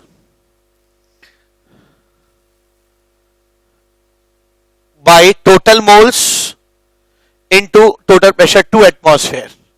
partial pressure of PCl3 कितना आ जाएगा, PCl3 आ जाएगा है ना, इसके moles A into alpha dash, PCl3 के moles by total number of moles यानी A into 1 plus alpha dash into 2। ऐसे ही पार्शियल प्रेशर ऑफ क्लोरीन क्या हो जाएगा, पार्शियल प्रेशर ऑफ क्लोरीन हो जाएगा पार्शियल प्रेशर क्लोरीन के मोल्स बाय टोटल मोल्स।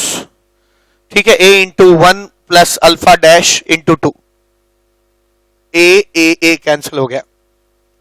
अब यहां पे आप Kp की वैल्यू निकाल सकते हैं और Kp की वैल्यू वही आएगी जो पहले आई थी है ना। ये Kp की वैल्यू फ्रैक्शन में अगर आप ना कैलकुलेट करना चाहें तो आप ऐसे भी कैलकुलेट कर सकते हैं, दिस इज लाइक है ना 64 बाय 36 दैट इज 32 18 16 9, 16 बाई 9 है Kp की वैल्यू। तो Kp की वैल्यू यही जहां भी 16 बाई 9 आनी चाहिए इस तरीके से भी कैलकुलेट करने पे, तो मैं लिख सकता हूं कि 16 by 9 is equals to partial pressure of PCl3 into partial pressure of chlorine by partial pressure of PCl5।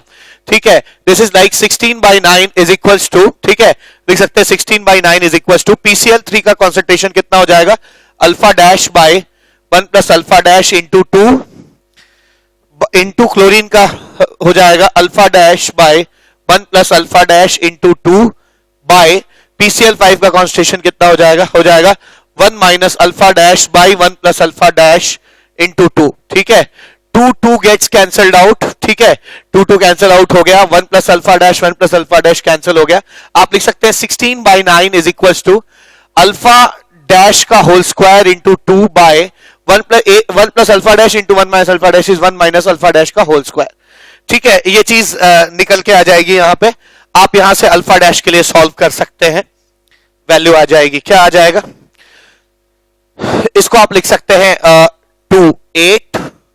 8 into 1 minus alpha dash का whole square is equal to 9 into alpha dash का whole square, 8 minus 8 alpha dash का whole square equal to 9 into alpha dash का whole square, ठीक है, 17 alpha dash का whole square is equal to 8, alpha dash is equal to 8 by 17 का whole square, alpha dash का whole square is equal to 8 by 17, alpha dash is equal to under root 8 by 17, ये आना चाहिए, ठीक है, अगर आप इसको एग्जैक्टली कैलकुलेट करना चाहें तो कैलकुलेट कर सकते हैं।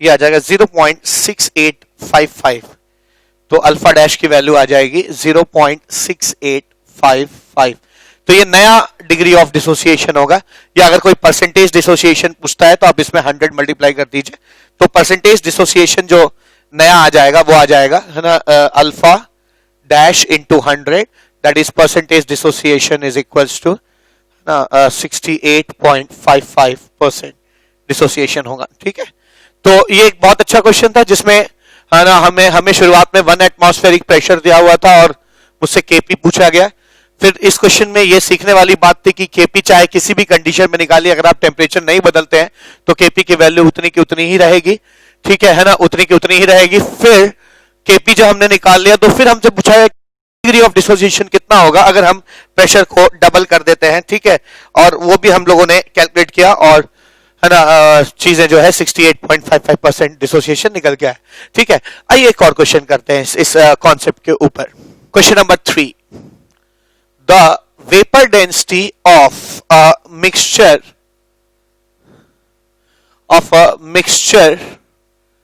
containing NO2 and N2O4 is 38.3 at 33 degrees Celsius. Calculate the number of moles of NO2 if 100 gram N2O4 was taken initially.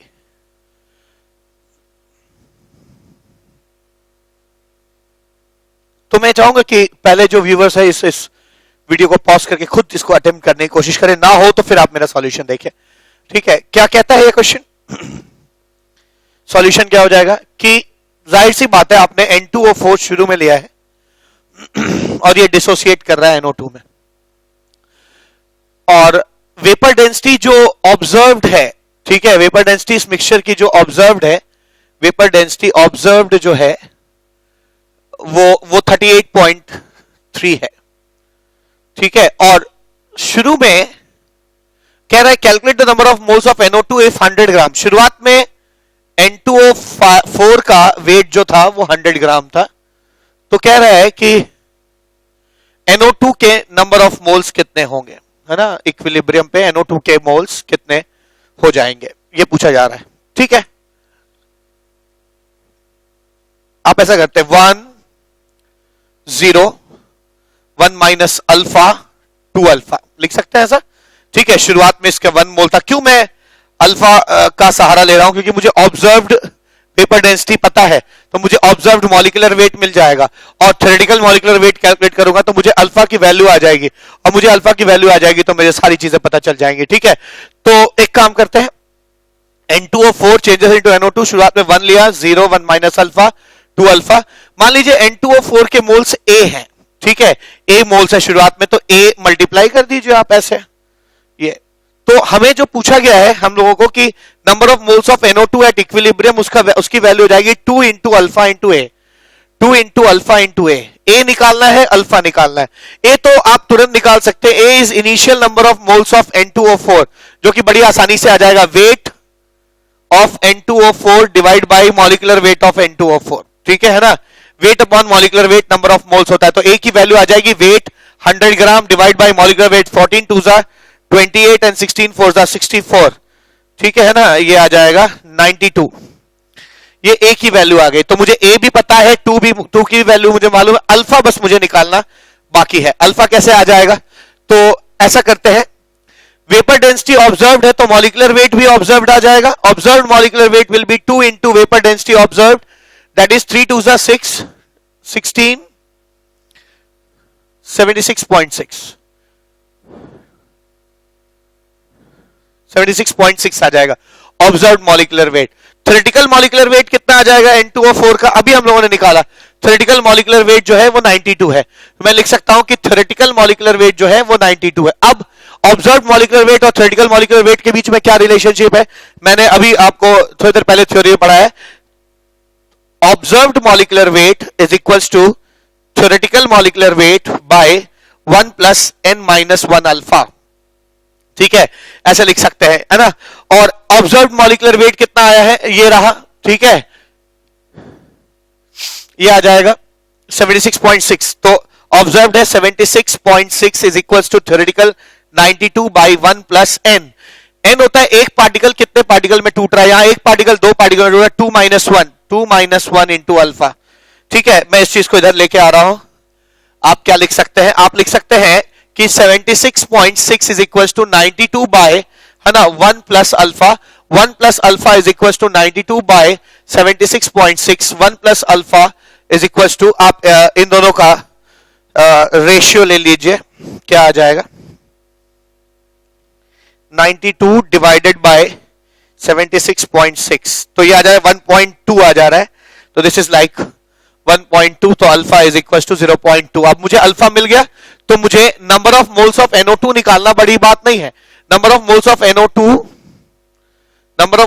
NO2 is equals to 2 into alpha into A, 2 into alpha is 0.2 into A की value कितनी हो जाएगी 100 upon 92, अभी हम लोगों ने यहां निकाला, a is equals to 100 upon 92, तो this turns out to be 0.4 into 100 upon 92, that is 40 upon 92, that is 20 upon 46, 10 upon 23, और इसको सॉल्व कर लेंगे, ये आ जाएगा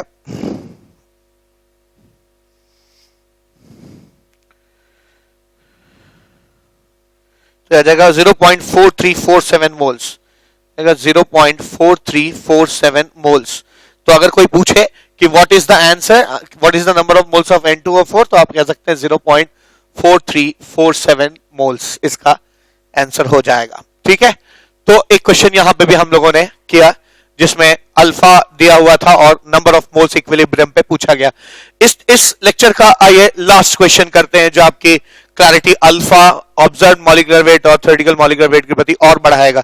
करते हैं लास्ट क्वेश्चन, क्वेश्चन नंबर 4 कहता है twice Cl2O7 changes into 4ClO2 plus 3O2 gaseous, all of them gaseous. If the Cl2O7 is placed in a closed container, is placed in a closed container with pressure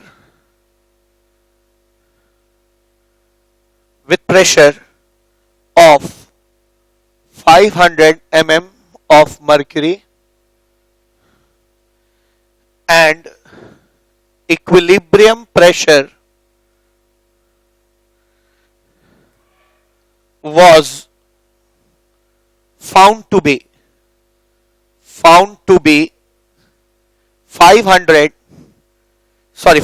750 millimeter of mercury, 50 millimeter of mercury. Calculate first alpha and second kp for the equilibrium. ठीक है, तो बहुत अच्छा question है. आइए इसका solution देखते हैं. क्या सॉल्यूशन हो जाएगा. क्वेश्चन कहता है twice Cl2O7 changes into 4ClO2 plus thrice O2. ठीक है ना, ऐसा. अब शुरुआत में प्रेशर कितना है, 500 mm है. देखिए इस क्वेश्चन को दो तरीके से किया जाता है. मोल्स के थ्रू भी कर सकते हैं और प्रेशर के थ्रू भी कर सकते हैं. ठीक है, मैं दोनों तरीके से हम लोग कर सकते हैं. ऐसे बहुत सारे क्वेश्चन देखे जहां पे हमने प्रेशर भी इस्तेमाल किया, जहां हमने मोल्स भी इस्तेमाल किया, दोनों किया है.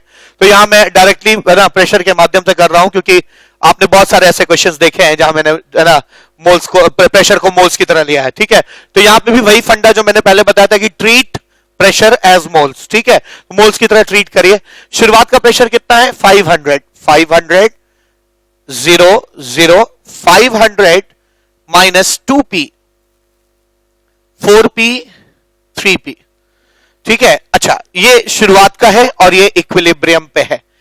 इन तीनों को जोड़कर टोटल प्रेशर कितना है, 750. तो कह सकते हैं 500 minus 2p plus 4p plus 3p is equal to 750. ठीक है ना, ये 7 minus 2 is 5. 5p is equal to 250. p is equal to 50. p की वैल्यू 50 आ गई. ठीक है, तो अगर मुझसे अगर kp पूछा गया तो kp तो मैं बड़े आराम से निकाल दूंगा और अल्फा भी निकल जाएगा. कैसे निकल जाएगा, मैंने कहा प्रेशर को मोल्स की तरह ट्रीट कीजिए. तो मैं कह सकता हूं कि इतना लेने पर 2p डिसोसिएट किया, इतना लेने पर 2p डिसोसिएट किया. प्रेशर को मोल्स की तरह ट्रीट करिए. इतना देखिए एक्चुअली इतना प्रेशर लेने पर इतना डिसोसिएट किया, वो रेशियो और मोल्स का रेशियो सेम आएगा, क्योंकि मैंने हमेशा कहा है कि आप इक्विलिब्रियम में you can treat pressure as moles. ठीक है, क्योंकि वॉल्यूम कांस्टेंट होता है, तो प्रेशर और मोल्स डायरेक्टली प्रोपोर्शनल होते हैं. PV is equal to NRT. Temperature बदलता नहीं, आर कांस्टेंट होता है और अक्सर इक्विलिब्रियम एक क्लोज कंटेनर में होता है.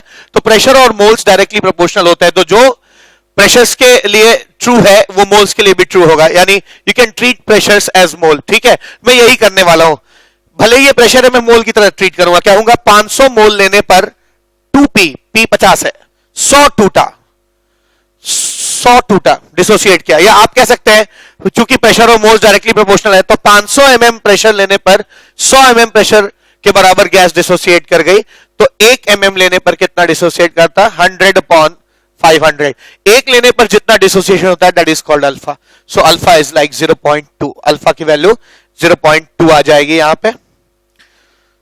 ठीक है, अच्छा आप प्रेशर ना कहकर मोल्स भी कह सकते थे. We are treating pressure as moles, तो आप कह सकते हैं 500 मोल लेने पर 2p यानी 100 मोल्स टूटा. 500 मोल लेने पर 100 मोल टूटा, तो 1 मोल लेने पर 100 बाई 500 मोल टूटेगा, यानी अल्फा की वैल्यू 0.2 आ जाएगी. ठीक है, ये तो अल्फा आ गया. अगर आपसे कोई पूछता है kp की वैल्यू क्या होगी, तो it is so simple. kp की वैल्यू कैसे, प्रेशर ऑफ ऑक्सीजन निकाल लीजिए, प्रेशर ऑफ Cl O2 निकाल लीजिए, प्रेशर ऑफ Cl2O7 निकाल लीजिए. प्रेशर ऑफ O2 कितना हो जाएगा, pressure of O2 is 3p, that is 150. 3p यानी 3 into 50, that is 150 millimetre of mercury. ठीक है, प्रेशर ऑफ Cl O2 कितना हो जाएगा, 4p. 4 इंटू 50 इज कितना, 4p, that is 4 into 50, 200 millimetre of mercury. ठीक है, और pressure of Cl2O7 is 500 minus 2p. 2p is 50 into 200, यानी 500 minus 2p is 500 minus 2p is 500 minus 2 into 50, that is 400 millimetre of mercury. तो आप kp की value बड़ी आसानी से निकाल सकते हैं. kp की वैल्यू कितनी आएगी, पार्शियल प्रेशर ऑफ ऑक्सीजन का whole cube, partial pressure of oxygen का whole cube into partial pressure of Cl O2 का होल पावर 4, क्योंकि इसके कोफिशिएंट 4 है ना, divided by partial pressure of Cl2O7, partial pressure of Cl2O7 का whole square. ठीक है, kp की वैल्यू कितनी आ जाएगी, partial pressure of O2 is 150, so 150 into whole cube into partial pressure of Cl O2 का पावर 4 यानी 200 to the power of 4 divided by partial pressure of Cl2O7 divide by है ना टू द पावर ऑफ 2, ये ऐसे 2 आ जाएगा। सो Kp की value कितनी आ जानी चाहिए? Kp की वैल्यू आ जाएगी 150 का होल क्यूब इंटू, इसको हम लोग क्या लिख सकते हैं, 200 का होल स्क्वायर इंटू 200 का होल स्क्वायर और डिवाइड बाय 400 का होल स्क्वायर। सो 400 का whole square, this is like 2, 1/2 का स्क्वायर यानी 4। सो दिस इज लाइक 150 का whole cube into 200 into 200 divide by 2 into 2, 2 का स्क्वायर 2 इंटू 2। सो ये 100 और ये 100 आ जाएगा। So this is like 150 into 150 into 150 into 10 to the power of 4। ठीक है, बल्कि इन 3 जीरो को भी आप हटा देंगे तो ये 10 टू द पावर ऑफ 7 हो जाएगा। ठीक है, और आप इसको फाइनली कैलकुलेट कर सकते हैं, तो ये चीज आ जाएगी। सो ये आ जा रही है 3375। ठीक है, तो आ जाएगा 3375 into 10 to the power of 7। Unit क्या हो जाएगी, mm to the power of 7 divided by mm to the power of 2। तो ये हो जाएगा, है ना, millimetre to the of mercury to the power of 5 and इतना आ जाएगा, यानी 3.375 into 10 to the power of 10 millimetre of mercury to the power of 4। ये आपके Kp की वैल्यू आ जाएगी। ठीक है ना, Kp की वैल्यू इतनी निकल के आ जाएगी। तो इस क्वेश्चन में हमसे अल्फा पूछा गया था, अल्फा 0.2 आ जाएगा, और Kp पूछा गया तो Kp भी हम लोगों ने बिल्कुल पार्शियल प्रेशर के थ्रू कैलकुलेट किया और 3.375 into 10 to power of 10 millimetre of mercury का पावर 4 आ रहा है। ठीक है, तो आज इस लेक्चर में इतना है। मिलते हैं लास्ट लेक्चर यानी लेक्चर नंबर 7 में और बात करते हैं साइमल्टेनियस इक्विलिब्रियम की। तब तक के लिए thank you so much, have a nice day.